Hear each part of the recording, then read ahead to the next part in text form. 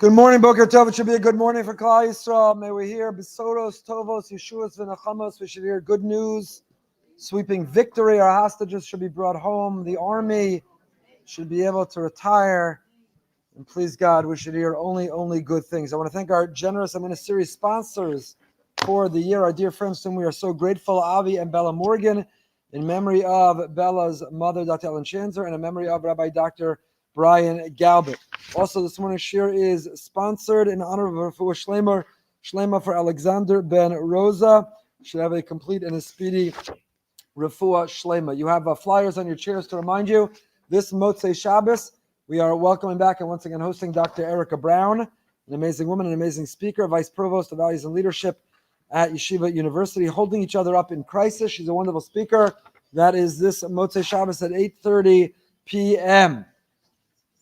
Also, a reminder, if you can, to turn your cell phones to silent. Thank you for the reminder. Shkoyach. Okay, a couple of Emunah emails, and then we'll dive back into the piece that we have been learning and hopefully finish it up from the great Rosh Hashiva, Rav Yisrael Meir Druk Shlita. But a few emails first that continue to remind us of how to put our Emunah into practice. The beauty, the value of the emails, the reason I read them is that our Emunah is not theoretical, it's not academic, we don't study about it, but we are reading and sharing examples of people who needed to employ and deploy it, and that gives us the courage and strength when we are in a situation that we can also dig deep, that we can also work out our Emunah muscle, that we can also see through the prism of Emunah and interpret what is happening in our lives in that way, which is really our parsha. I'll speak about it on Shabbos, so I don't want to spoil it now, but that's Yosef HaTzadik, that's this week's parsha. When you live your life with Emunah, you are able to reframe everything in your life. When you don't have Emunah, then you can't reframe, and you feel you don't have the courage and you don't have the ability. It's cold out. You don't have the ability. Someone from Alaska just walked in. Someone from Alaska. Is it snowing? Not quite snowing. Okay. I'm not making fun, and if you can't, it's my wife. And she finds it endearing. It's all fine. It's all good, right? I have to ask Mechila. That's what happens if you come in late. That's what happens. You get in trouble. That's what happens. And you make a grand entry. Where was I? Oh, Yosef HaTzadik. I'm going to get emails. I'm mean to my wife. She finds it enduring and loving. Endearing, and loving. I'm not mean. Both. Yeah, please be Muhammad. Yosef HaTzadik, if you live life with Emunah, whatever's happening in your world and in your life, there's the capacity to frame and reframe it, to adjust and pivot. If you don't, and you feel like a victim of everything happening in life, then it's very hard to get through any given day. We'll talk about that more on Shabbos. That's why we read these emails. So here is an email. Thank you, Rabbi Gorer, blah, blah, blah. That really gives me the Emunah boost that lasts the whole week. I used to listen to the shir online, but since the war started, I decided to attend in person. I didn't read this one last week, right? No. Listen to this one. This is an amazing story. I used to listen to the shir online, but since the war started, I decided to attend in person so that I could join in the Tehillim at the end of shir. And what a reminder. Stay after. We're going to recite and complete all of Sefer Tehillim. Just stay for a few minutes. We can divide Tehillim several times, complete all of Sefer Tehillim. Who knows if your booklet, your Tehillim, you staying and you contributing could be the Tehillim that puts something over the top. And if you don't believe that, listen to this email, listen to this story. I used to listen to the shir online, but since the war started, I decided to attend in person so that I can join in the Tehillim at the end of shir. I'd like to share part of the reason Tehillim is so important to me. When I was going through chemo, my daughter up north told me she would say the whole sefer every day for me as a schus. It was a huge accomplishment since she has dyslexia, and it took her 5 hours daily. She always called after she finished the sefer to tell me that she finished. One evening during this period, our family in Florida was eating together, and I realized the piece of chicken I tried to swallow was stuck in my throat. I couldn't speak, and I motioned to my family that I was in trouble. My son started panicking. Mommy's in trouble. Mommy's choking. My husband got the kids and tried to pat my back, but the chicken was stuck in my throat. This was before we had Hatzalah locally. As I was trying to cough it up and not succeeding, I thought, what a way to leave this world. Not because of cancer, not Arab al-Kiddush Hashem, not the massive stuff I went through in my life, a piece of chicken. As I was thinking all this, something my husband did finally worked, and the obstruction released, and I coughed it up, Baruch Hashem. And just then, I got a call from my daughter in New York. She had just completed several Tehillim for me. I thanked her and told her that Tehillim saved my life. Since then, I try to say a lot more Tehillim because I saw firsthand how powerful it is. As an aside, at my next visit to the clinic, I told the oncologist my story. He apologized and said he forgot to tell me that chemo sometimes causes muscle spasms in the throat. You have to be careful when you chew. Thank you for the shiurim, blah, blah, blah. But, wow, the power of Tehillim just in that moment, her daughter reaching for the Tehillim just as she needed it while she was coughing, absolutely incredible. So, if that doesn't motivate and inspire you to stay for Tehillim, I don't know what will, but our Tehillim is incredibly powerful. Next email. Rabbi Goldberg, I listen to your shiurim. I get some blah, blah, blah. I love living with Emunah. I'm a strong believer. Everything happens for a reason. I have bought only one lottery ticket for each game for years, and I truly believe that things happen the way Hashem wants it to. If you're waiting to say she won the lottery and she's only getting all the BRS, that did not happen. I live in a certain community in New York, a New York area, and I'm now in Israel with a friend for a week. Ever since the war started, I knew I needed to come here, and here I am. My friend and I arrived last week at a volunteer plan that we knew would be fluid. I have so many stories to tell, but one in particular stands out for the Emunah shir.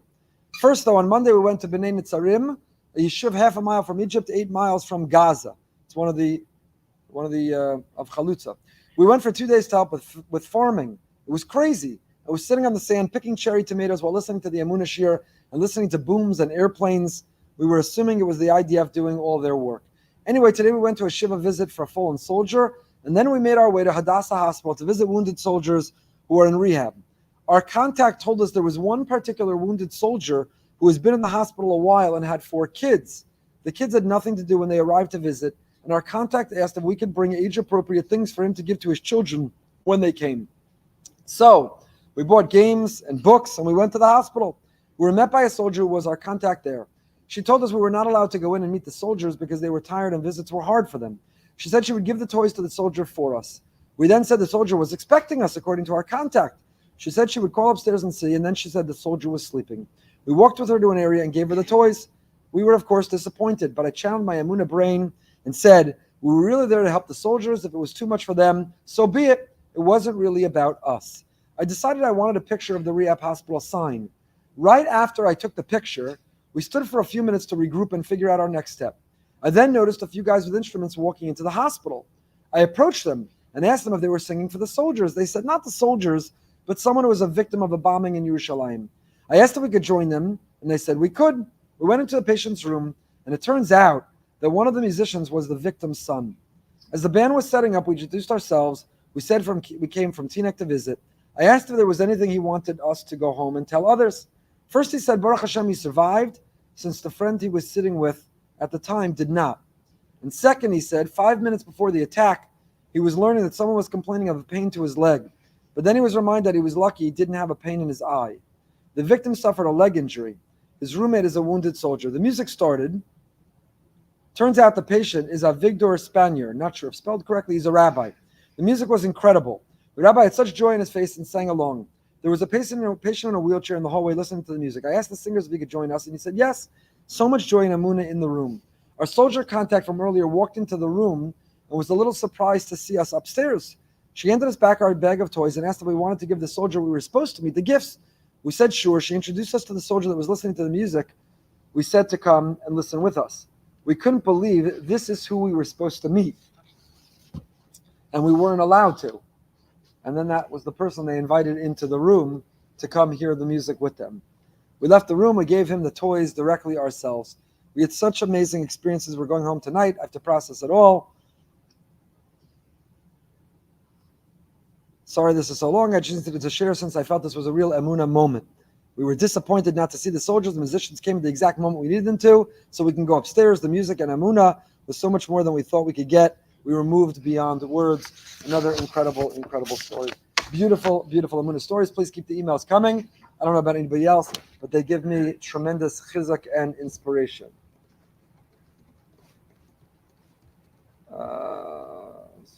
Sorry, just having the AC raised in here because I don't want anyone to get pneumonia, and I'm not sure why the AC is on. Back to Rav Druk. Rav Yisrael Meir Druk, we've been learning this piece, the Sikha that Rav Druk gave on Rosh Chodesh Kislev.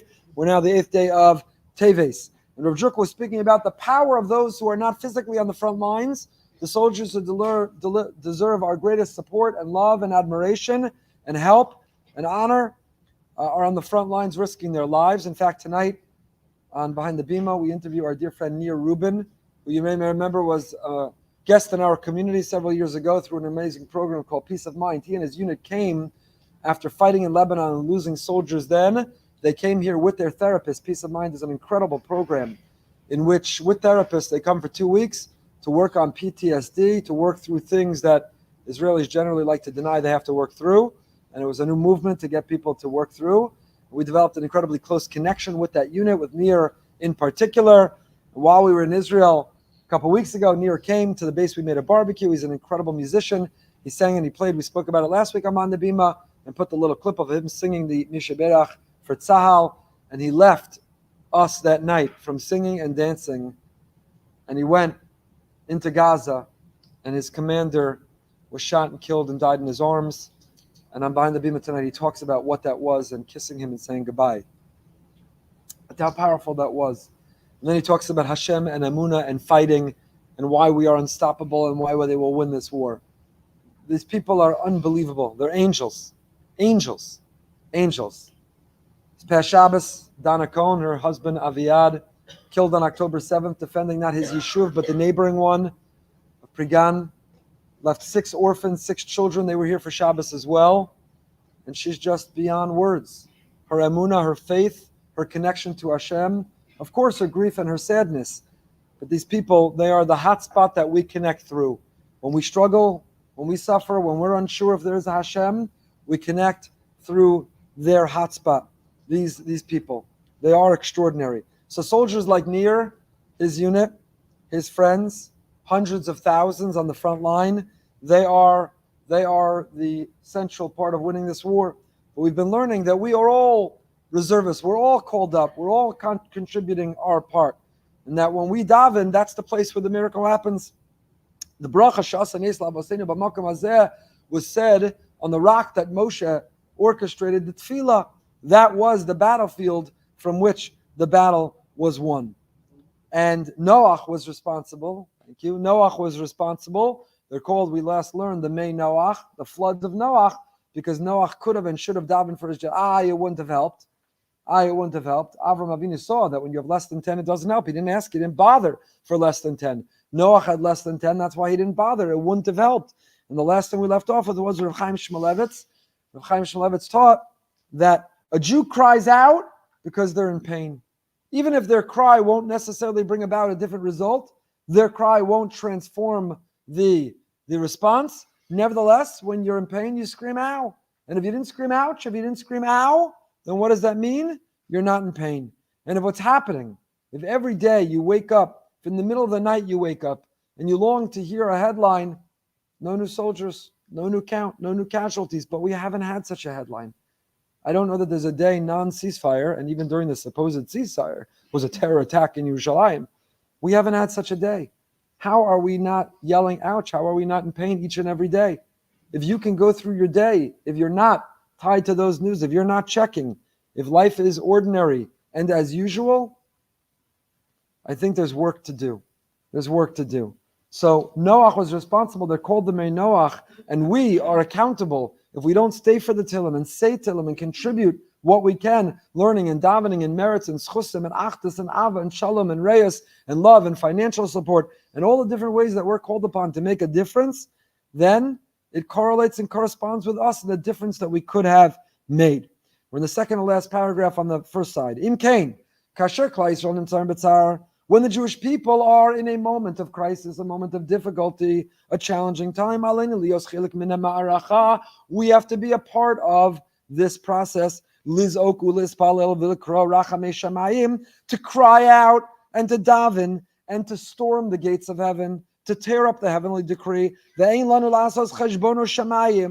don't worry, let God do his work. Don't make a cheshbon for why I shouldn't, and don't bother, and it doesn't matter, and it won't add, and it won't help, and this is good, it's bad.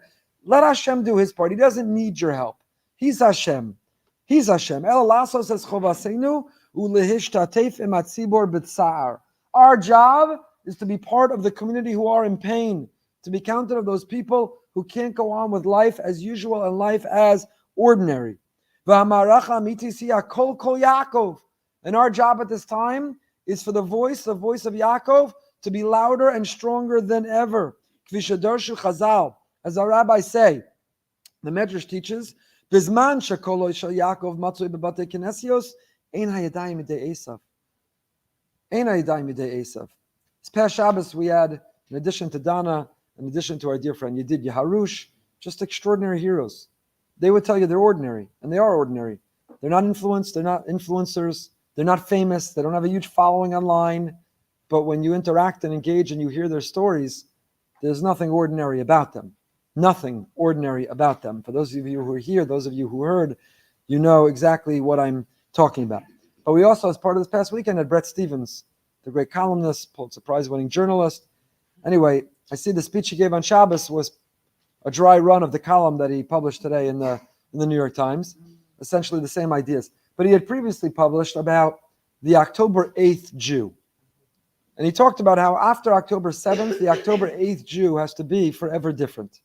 No longer swooning over the institutions of prestige that we once held in high regard, but who abandoned us, betrayed us, stabbed us in the back, like the three machashefas who run those three Ivy League institutions who can't even call genocide against Jews wrong, and other institutions like it. I asked him then, and I feel the same about his column now, the October 8th Jew, one of the things he omitted, and it was brilliant and beautiful and insightful and wonderful, and we're grateful he was here, and he has a lot of very important things to say. Again, he's been here before, and again, he stood in my office and gazed at I have a picture, and I have a ksav yad in my office, a handwritten letter, not to me, he passed away long before I was born, Reb Chaim Ozer Grzinski. Bret Stephens' great-grandfather is a nephew of Reb Chaim Ozer. He's mishpach of Reb Chaim Ozer, so the brains clearly passed down genetically in the family. But what's missing from his column and from that talk, again, I'm not blaming him, his background is different than ours, our Torah orientation, is that the October 8th Jew has to be more committed than ever to the Kol Kol Yaakov. The October 8th Jew can't be a casual Jew anymore. There were and are so many casual Jews who are casual about their Judaism, maybe even checking all the correct boxes. Shabbos, kosher, Jewish day school, membership in a shul, an Orthodox shul, observant shul, check, but casual about a relationship with Hashem, feeling His presence, talking to Him, hearing Him talk to us, walking around with pride in being a Jew, walking around with a commitment to be a practicing Jew, that Judaism informs and Judaism inspires everything that we do and how we see the world and who we are and how we engage everything. October 8th has to be the end of casual Judaism. October 8th has to be the end. October 7th should represent the death of a casual Judaism. And October 8th, among what he called for a commitment to strengthen the institutions that are aligned with our values, that welcome us and will protect us. But the October 8th Jew also has to be a proud Jew. And the October 8th Jew has to be a practicing Jew. And the October 8th Jew has to find their Kol Yaakov, has to find their voice, the voice of Yaakov. Because Chazal tell us very simply, I wrote about this past week, if I had $100 million, if I had $1 million, if I had $100 to try to impact anti-Semitism, I would not spend it on ads on TV. I would not spend it on lobbying members of Congress. I would not spend it on trying to get rid of presidents of Ivy League institutions, all of which are important and other people are doing, and I'm grateful for it. But I would spend it on how we can inspire a greater Kol Yaakov. How can we have more Jews practice more Judaism more proudly? Let's send a Magen David to every Jew who will wear one around their neck, a mezuzah to anyone who will hang it on their door, particularly on a college campus, candles to anyone who will light them, tzitzis to anyone who will wear them. Let's inspire and welcome and invite Judaism to lean into their Judaism. We are living in an incredible moment. This is all I think about. In a wonderful conversation with someone who's become a good friend, the chief rabbi of South Africa, Warren Goldstein, is a really extraordinary person. This is on his mind, and we were talking about it the other day. There are Judaism who until now aligned, their Judaism was defined. The whole Judaism was social justice. And the institutions of social justice that was their expression and manifestation of their Judaism failed them, betrayed them, abandoned them. It's Me Too, unless you're a Jew. It's Black Lives Matter, but Jewish lives don't matter. and such institutions of wokeness and progressiveness. And there is an entire world who need to fill in something else. And there's a vacuum, there's an absence, there's a hole. What will Judaism look like? But I'm not only speaking about the other. It's true about all of us. It's true about all of us. As anti-Semitism has spiked and is rising, there are those who want to kill us for being Jewish. Shouldn't we consider more what it means to be a Jew? Why is it important to continue this Jewish story, this Jewish legacy, this Jewish journey? Why does Judaism matter? Why is it worth fighting for? Why is it worth living for? Why is it worth what these soldiers do? Why is it worth dying for?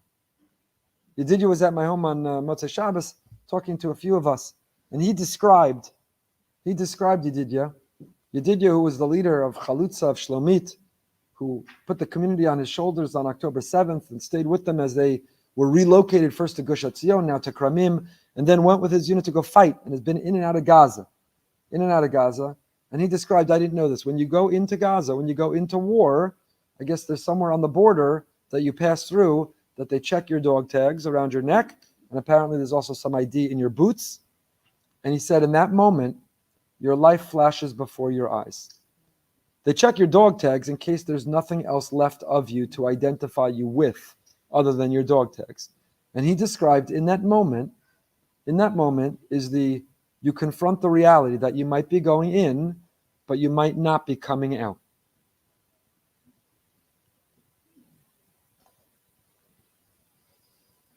And you think about your parents and your siblings, and if you're married, your wife and your children. You think about your life and where you've been, and you can't afford to think about any of those things once you're in. If you're in, you can't be thinking about anything other than your mission and what you have to do. But he described very vividly, for a moment, while they're checking your dog tag, for a moment, your life flashes before your eyes. So too many right now are living with that reality of what does it mean to live as a Jew, and what does it mean to be willing to die and to give it all up to be a Jew. And we need to, for those who need to fill in their Judaism with something new, and all of us who can elevate and enrich and inspire and upgrade our Judaism, have to go from a casual attitude about Amuna and Bitachon and Dveikas, a casual attitude about our davening, a casual attitude to Torah learning, a casual attitude towards observance, a casual attitude towards Jewish pride, a casual attitude towards Jewish outreach. We live in maybe the most densely Jewish populated area outside of the land of Israel in the world. You understand that more than 50% of the people in Palm Beach, in South Palm Beach County, in Boca and Delray, are Jewish. There are 200,000 Jews in South Palm Beach County. We have to lean in, and we have to work harder for that Kol Yaakov, because Chazal tell us, Bizman shekolo shel Yaakov matzui, when we have more Jewish pride and Jewish practice, when Jews are present in the shuls, ein hayadayim idei Esav, then the lethal, dangerous, threatening hands of Esav cannot win. Vimlav, but when we're silenced, when we're muted, when we're casual, when we're embarrassed, when we're ashamed, when we're shy, when we're hiding, then hayadayim yidei Esav, then those anti-Semites.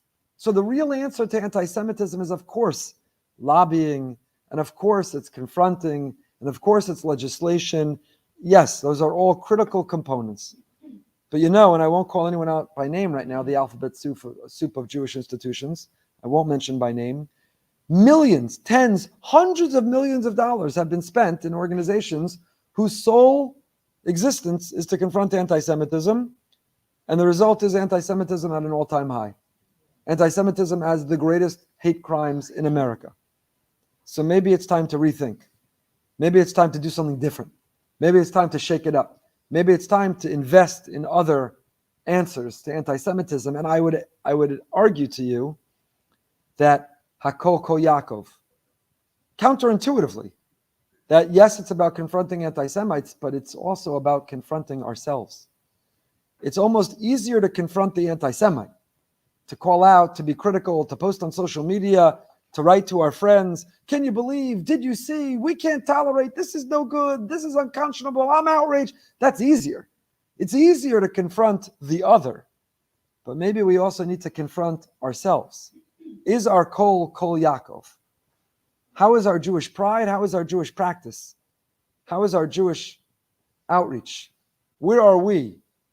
Are we casual? Are we amateurs? Or are we ready to go pro in our Judaism?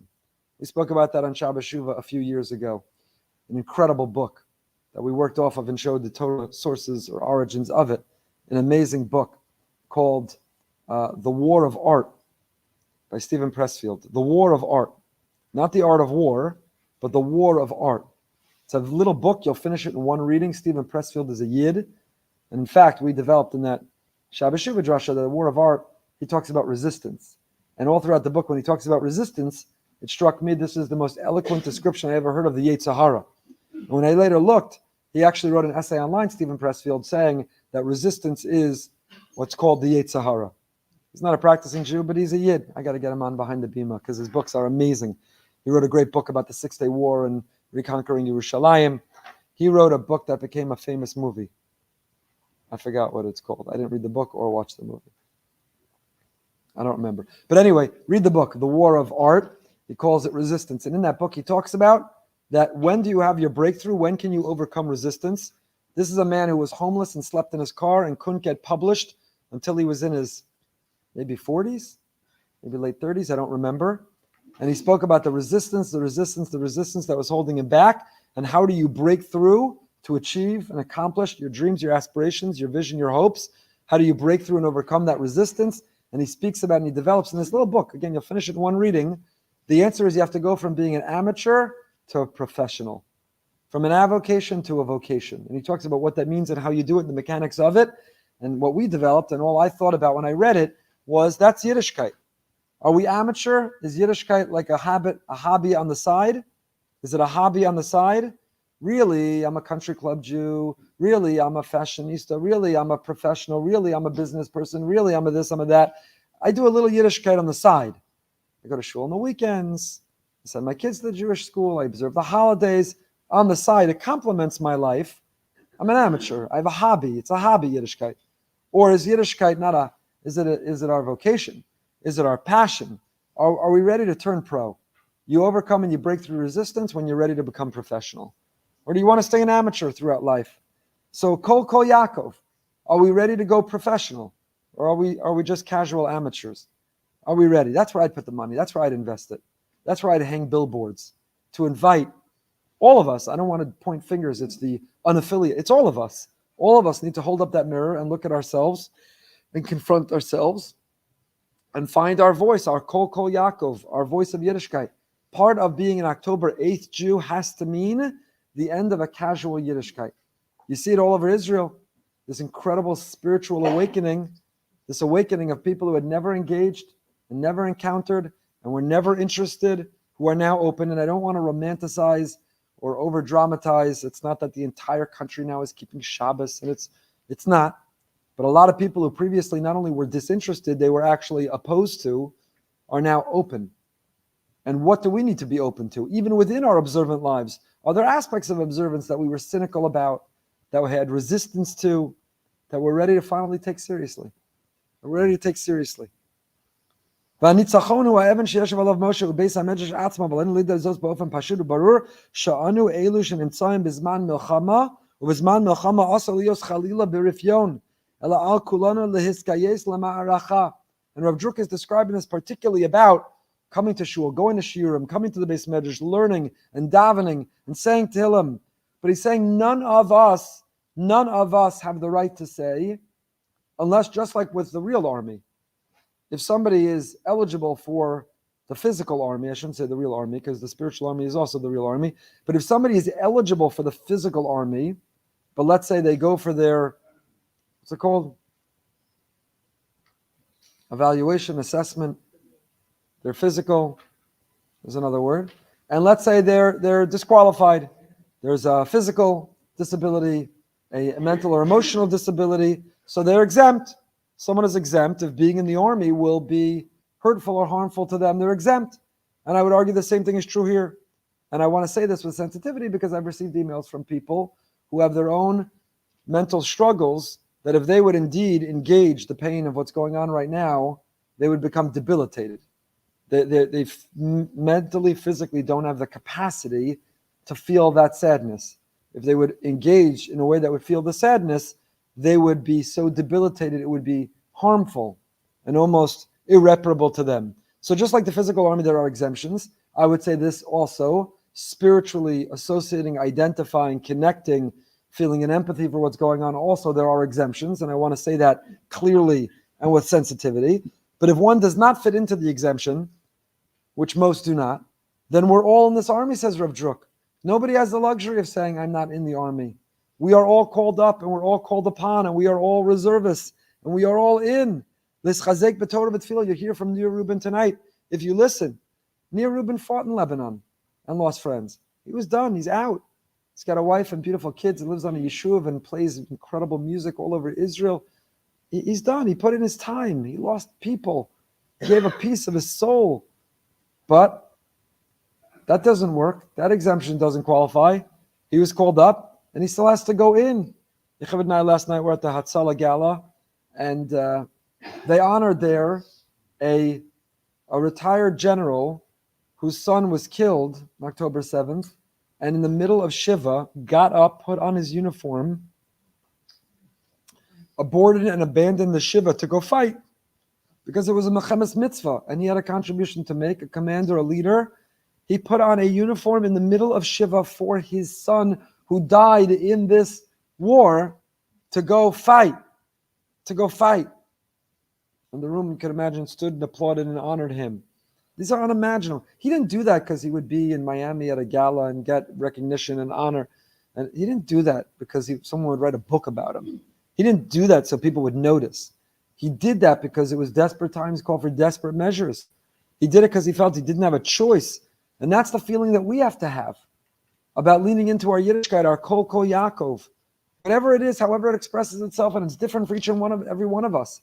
For some it'll be davening, and others it's learning Torah, and others it's digging deeper to give more tzedakah, and others it's making peace with someone, and others it's experiencing more unity and having more space and tolerance and love for Jews who are different than you. It's time to finally let go of those preconceived notions and tension and hatred for the Jew who wears or looks or observes or does different. It's fine for you to walk over to them in shul, in the community, in the supermarket, and just give them a hug. And they're going to, what in the world is going on here? Just give them a hug. And you say, what just happened? And just say, I used to think X, Y, or Z about people who look like you, dress like you. I just want to give you a hug because I love you. Brother or sister, only do it if it's the same gender, it's appropriate. Don't go, Rabbi Goldberg told me I have to give you a hug. You're going to find a chassid and a shtreimal, you're going to give him a big hug. Unless he's Neturei Karta, then you can give him a hug too. But don't do that either. I'm joking, don't do that either. But whatever it means for each and every one of us, how can our kol be a kol Yaakov? How can our kol be a greater kol Yaakov? How are we going to express a greater voice of our Yiddishkeit? More Jewish pride, more Jewish practice, more Jewish passion, more Jewish, any other word you could think of with a P. We are all recruited into this battlefield. Turn aside. But there's really a question asks Rav Druk on this drasha of Chazal.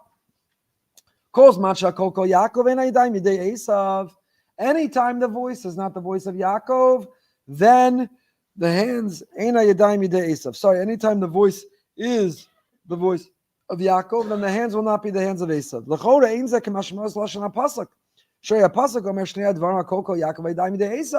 How did Chazal extrapolate that? How did Chazal learn that? From where did Chazal derive that? The verse, the pasuk, seems to say exactly the opposite. Let me remind you of the story, because we are now long past it in the Parsha of Vayigash. What happened? Yitzchak is poised to give his son Esav a bracha. How come Yitzchak doesn't get it? Well, Rivka does. That's a topic for another time. But Yitzchak doesn't get it, and he favors Esav, and he believes Esav is the only one who has what it takes. I'll give you a little hint. You know what the answer is?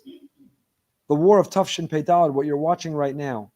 Because Yitzchak knows as the son of Avram and feels responsible to be the progenitor of the future of the Jewish people, and he says, who's going to have what it takes after on October 7th to have the singular focus and commitment against international pressure and the United Nations and even our great friend, the United States, to do what it takes to go fight and battle and eliminate Hamas. And then when you're done with that, Hezbollah. And then when you're done with that, the Yemen. And then when you're done with that, Iran. Who's going to have what it takes? And Yitzchak concludes to himself, the only one who's going to have what it takes is my Esav. Esav, is he a shtickle off the derech? I wish he came to shul more. I wish he davened a little bit more. I wish he would learn with me when I ask him to learn. I wish he wears yarmulke in public. But you know what? My hunter, warrior, battle son, muscular, brute, Esav, he's the only one who's going to continue this legacy. And Rivka says, boy, are you underestimating our Yaakov.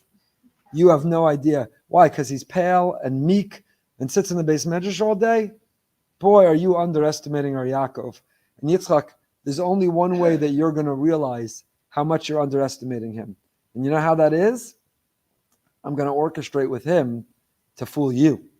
And when Yaakov is able to dress up and come before Yitzchak and fool his father and scheme and go in Mossad, we're talking Shin Bet, Mossad, right? Mossad stories are unbelievable. My friend Daniel Katz once gave me a great book about the Mossad. It's the thickest thing. If you need a paperweight or a doorstop, or you want to actually read it, I think it's called Mossad. I don't remember what it's called. It's an amazing book. You don't read it on Friday night because you won't be able to put it down. You won't sleep. It is just incredible stories of the Mossad's accomplishments and achievements. So what Yaakov does to get the bracha from Yitzchak is like an original Mossad story. Put on a disguise, dress up, learn the accent, the language, the furry hand, go in and walk out with the bracha. Take it away from the enemy, in this case, Esav. And who rises to the occasion and is able to accomplish it and pulls it off and gets it done? None other than the meek, weak yeshiva bacher who his father dismissed him as an incapable and unable. Yaakov pulls it off. Yaakov pulls it off. You can imagine the pillow talk that night. Rivka says, no, Yitzchak, no. What do you think about Yaakov? Took that bracha for you. Had no idea. Huh? What do you think? You still think Yaakov can't do it? And I'll tell you, you know who's pulling it off in this war? When we were in Israel 2 weeks ago, we met with a minister who shared with us. He said, the war is not the time to talk about this. He said, so I can't talk about it publicly. You don't distinguish between soldiers. All soldiers are the same. We can't talk about it. But as of 2 weeks ago, he said, 41% of the soldiers who've been killed in combat are the religious soldiers. Because religious soldiers are disproportionately represented in combat units. You don't know that. Google it. You'll see the statistics. The religious soldiers, the Hezder soldiers, the soldiers, meek, weak, pale soldiers who divide their army time between being in the Beis Medrash for a few years and then going to fight, they're the combat soldiers. They're the most passionate. They're the most driven. They're the most focused on what that cause is. And they're the ones, tragically, who are falling the most. Again, you'll hear Nir Rubin tonight talk about, after his commander died in his arms, how do you go back to continue to fight? And he talks about when you know your why, then you never ask how. When you know your why, you're not bothered by how. And these religious soldiers, they know their why. They know their why of what they're fighting for. They know their why. So Yaakov pulled that off. And when he pulls it off, Yitzchak says, something's off here. Why? Hakol kol Yaakov, v'hayadayim midei Esav. Even with Yaakov, there's a little glitch. He almost didn't pull it off. Why? Because Yitzchak notices, the voice, something's wrong. The voice sounds like my Yaakov, but the furry, hairy hands and the food and the conversation, that's Esav. So that's how that pasuk is originally communicated. Hakol kol Yaakov. The voice is the voice of Yaakov, but there's an anomaly. Yadai midei Esav. So I asked Rav Druk, how do we go from the pasuk saying the voice is the voice of Yaakov, but the hands are the hands of Esav to when the voice is the voice of Yaakov, then the hands can't be the hands of Esav? Where did Chazal derive that from? That's not what the pasuk says. How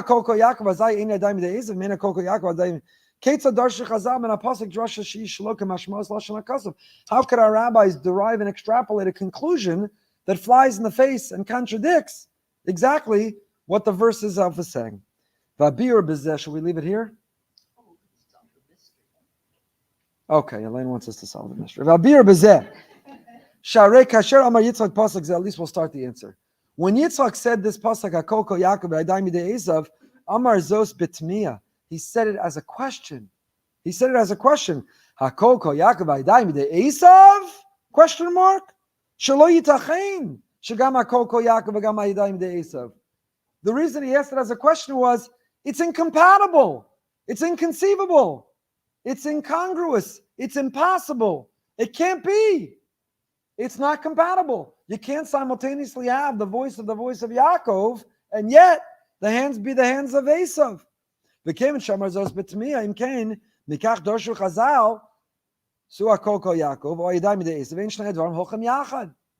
wasn't that Yitzchak was noting an observation. Ooh, interesting. The voice of Yaakov, but the hands of Esav. No, he wasn't sharing an observation. He was asking a question. Esav? Can't be. Incompatible. They don't go together. Doesn't work. So Chazal understood it doesn't work. They don't go together, which means if we can live with a Kol Yaakov, then we will avoid a Yadayim Midei Esav. If we express and manifest and proclaim our Kol Yaakov, our Yiddishkeit, if we go from amateur to pro, from avocation to vocation, from casual to serious, from dispassionate to passionate, then Yadayim Midei Esav, then the anti-Semites can't touch us. They will be in fear of us. When they see Jews who stick together with unity, when they see Jews who practice proudly, when they see Jews who are unashamed, and not defensive, and unapologetic, then they think twice. That's what I wrote about 2 weeks ago. Hamas underestimated us, and so did we. That was the lesson that we learned from the generals that we met with in our trip. Hamas saw a country that was being described as on the brink of civil war, secular against religious, right against left, left against right. And they said, attack now, go. You know why? They're going to fall apart. They're going to blame one another. They're going to point fingers at one another. And they won't be able to come together to fight and respond to us. And boy, did they underestimate. And then they underestimated a second time. Because they said, all we need is a ceasefire of a few days. And then these wounded people are so wounded, they're going to say, you know, this quiet's not so bad. Let's just make a permanent ceasefire. They didn't understand. You didn't see one. I didn't see one headline, one opposition, one demonstration, one rally, one group who, when they went back to fighting, said, no. In Israel. I'm not talking about whatever outside of Israel. In Israel, you didn't find the most left-wing politician. Nobody in Israel said, you know, we have peace, it's quiet, let's leave it that way. Ferocious, fierce, ready to go back. Hamas consistently underestimated us, and we underestimated us, of what it means and how we could come together with unity, with passion, with pride, with commitment, with Jewish practice. That was a video Yocheved shared just yesterday. If you're not on her status, if you want to be connected and inspired by what's going on in Judaism, get on her WhatsApp group and watch her status. She publishes a lot of very, very beautiful and inspiring things. And it was a pluga, was a unit in the army about to go into Gaza, singing Ani Mamin. There wasn't like a soldier on the side. Like you go to an NCSY Shabbaton, I don't know about today. When I used to go, Simchas Torah at the shul, I'm trying to pull people in, sing. There's always that guy, and he's too cool. He doesn't connect. He doesn't want to sing. Doesn't want to daven. Doesn't do it for me. There's no soldiers on the side. I'm too cool. This isn't for me. I'm not religious. I don't believe in God. I don't want to be in the video. These videos, it doesn't exist. It doesn't exist. There's ani mamin be'emuna shlema. It's unbelievable. Hakol kol Yaakov. Hamas underestimated the kol Yaakov. But I'm worried, and you're worried. Is it going to last? Can we keep it? Can we grow it? Can we add to it? Can we bottle it? Can we secure it? And the answer is in us. The answer is in us. Hakol kol Yaakov, ein hayadayim midei Esav. And that's what he'll finish. We'll continue with this piece in Mirz Hashem next week, Rav Druk. Hakol kol Yaakov. But that's the question each of us have to answer. What are we doing to find our kol Yaakov? Where's our kol Yaakov? Brett Stevens' outline of an October 8th Jew is brilliant and fantastic. We're not contradicting it, but it needs an addendum. The addendum to the October 8th Jew is the Jew who finds their kol Yaakov. Please stay for Tehillim. Motzei Shabbos, don't forget. Dr. Erica Brown. Tonight, behind the Bima. Mirz Hashem, we should hear Besoros Tovos.